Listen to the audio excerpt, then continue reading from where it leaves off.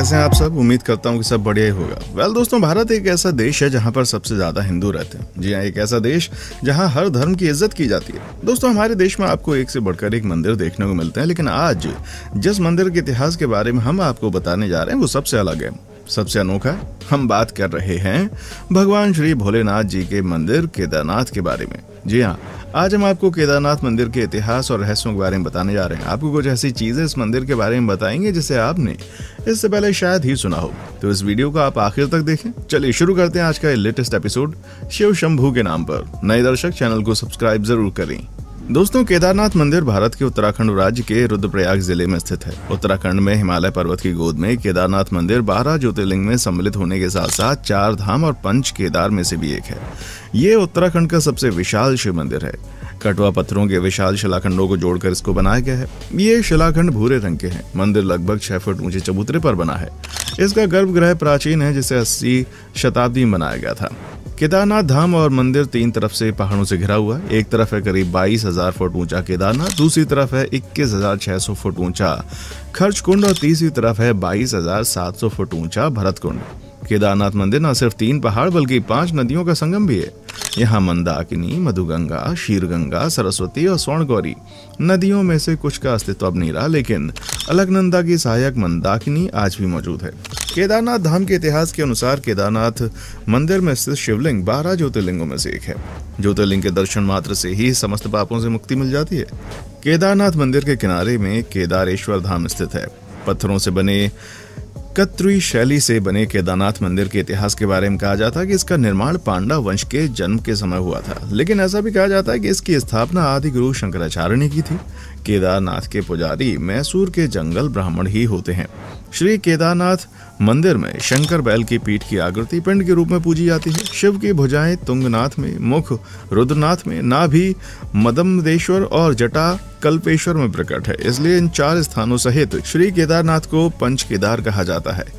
हिमालय के केदार पर्वत पर भगवान विष्णु के अवतार महातपस्वी नर और नारायण ऋषि तपस्या करते थे। उनकी आराधना से प्रसन्न होकर भगवान शंकर प्रकट हुए और उनके प्रार्थना अनुसार ज्योतिर्लिंग के रूप में सदा वास करने का वरदान प्रदान किया। यह स्थल केदारनाथ पर्वतराज हिमालय के केदार नामक शृंग पर अवस्थित है।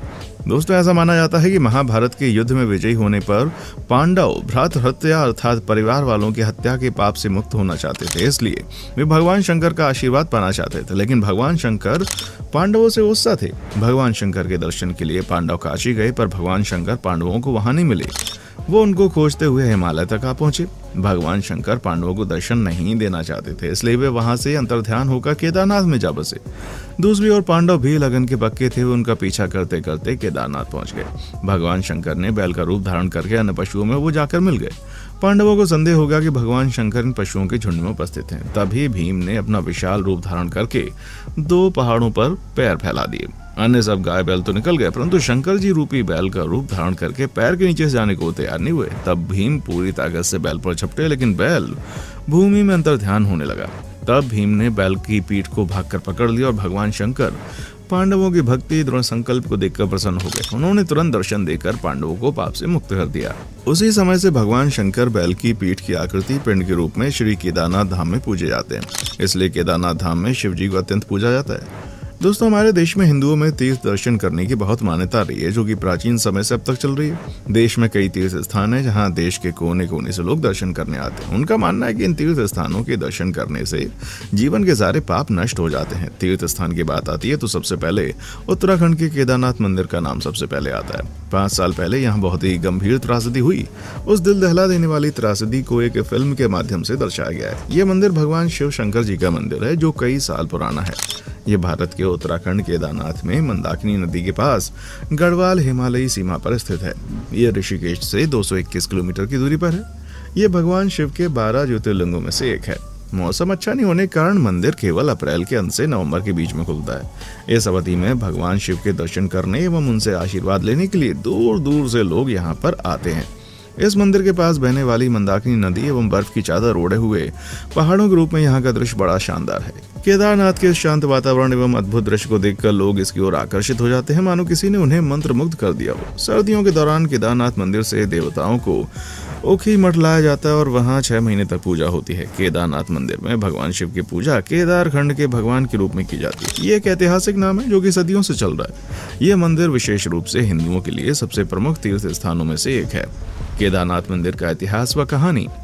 केदारनाथ का सबसे प्रसिद्ध इतिहास हमें पांडवों के समय ले जाता है। ऐसा माना जाता है कि महाभारत के पांडवों ने भगवान शिव के इस मंदिर की नींव रखकर उसका निर्माण किया, परंतु ये बहुत पुराना हो जाने के कारण ध्वस्त हो गया। फिर उसी पवित्र स्थान पर 8वीं शताब्दी में आदि गुरु शंकराचार्य जी ने मंदिर को दोबारा बनाया, जिसे वर्तमान में केदारनाथ के पवित्र मंदिर के रूप में जाना जाता है। एक बार पांडव कुरुक्षेत्र के प्रसिद्ध युद्ध में अपने भाइयों कौरवों की हत्या करने के बाद भगवान कृष्ण की सलाह पर भगवान शिव से माफी मांगने के लिए गए।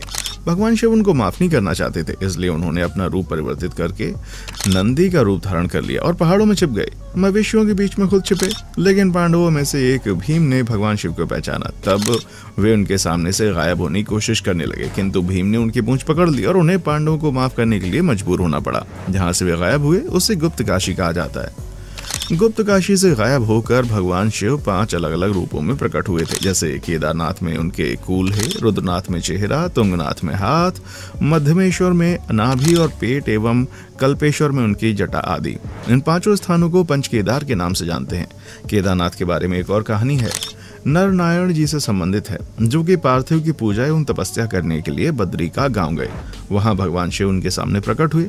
नर नारायण जी ने शिव जी से मानवता के कल्याण के लिए उन्हें मूल रूप में वहां रहने के लिए कहा। उनकी इच्छा पूरी करते हुए भगवान शिव उस स्थान पर रहने के लिए सहमत हो गए, जो कि अब केदार के नाम से जाने जाते हैं। इस प्रकार उन्हें केदारेश्वर के नाम से जाना जाता है। कुछ लोग केदारनाथ मंदिर के इतिहास को आदि गुरु शंकराचार्य की मृत्यु से जोड़ते हैं। कहा जाता है उनकी मृत्यु इस स्थान पर हुई थी। इसी तरह से इस मंदिर में कई सारे इतिहास जुड़े हुए हैं। साल 2013 की तबाही। आप सब जानते हैं कि सन 2013 में भारत के उत्तराखंड राज्य में बहुत ही भयानक त्रासदी हुई थी। 16 एवं 17 जून 2013 को उत्तराखंड राज्य के अन्य हिस्सों के साथ ही केदारनाथ घाटी पर अभूतपूर्व बाढ़ आई थी। दरअसल 16 जून को शाम लगभग 7:30 बजे केदारनाथ मंदिर के पास बहुत तेज गड़गड़ाहट की आवाज के साथ भूस्खलन शुरू हुआ। इस भयंकर गर्जना के बाद मंदाकिनी नदी के नीचे चोराबरी ताल या गांधी ताल में लगभग 8:30 बजे से भारी मात्रा में पानी गिरना शुरू हुआ।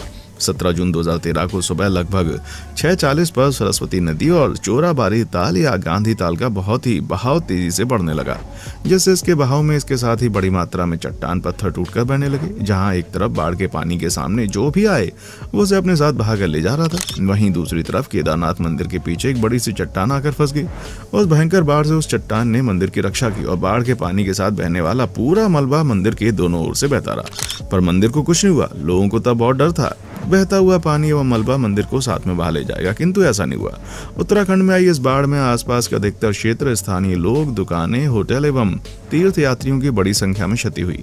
उस समय मानो मौत का सैलाब आया हुआ था। इन सब के बावजूद मंदिर के पीछे फंसी हुई चट्टान ने मंदिर को कुछ नहीं होने दिया। लोगों ने मंदिर के अंदर कई घंटों तक आश्रय लिया, जब तक कि भारतीय सेना ने उनको सुरक्षित नहीं निकाल लिया। केदारनाथ धाम जाने के लिए रजिस्ट्रेशन। आपको बता दें, केदारनाथ धाम यदि आप हेलीकॉप्टर से जाना चाहते हैं तो इसके लिए आपको पहले से रजिस्ट्रेशन कराना होता है। इसके लिए आप ऑनलाइन या ऑफलाइन दोनों तरीके से रजिस्ट्रेशन करा सकते हैं। सभी श्रद्धालुओं को बाबा केदारनाथ के दर्शन हो सकें, इसलिए प्रशासन ने ऐसा सिस्टम बनाया कि 1-1 घंटे के स्लॉट में कुछ श्रद्धालु बाबा केदारनाथ शिवलिंग के दर्शन कर सकते हैं। इससे मंदिर के पास भीड़ नहीं होगी, सभी को दर्शन हो जाएंगे। ऑनलाइन और ऑफलाइन रजिस्ट्रेशन इस प्रकार कर सकते हैं। Offline registration. यदि आप ऑफलाइन रजिस्ट्रेशन कर रहे हैं तो आपको बता दें कि उत्तराखंड में 4 धाम यात्रा मार्ग में कई सारे काउंटर बने हैं, जहां आप जाकर रजिस्ट्रेशन कर सकते हैं। Online registration. यदि आप ऑनलाइन रजिस्ट्रेशन कराना चाहते हैं तो इसके लिए आप IRCTC की आधिकारिक वेबसाइट में जाकर 4 धाम यात्रा रजिस्ट्रेशन या केदारनाथ मंदिर रजिस्ट्रेशन कर सकते हैं। इसके अलावा उत्तराखंड सरकार द्वारा शुरू किए गए पोर्टल पर जाकर भी रजिस्ट्रेशन कराया जा सकता है। केदारनाथ धाम का मौसम कैसा है?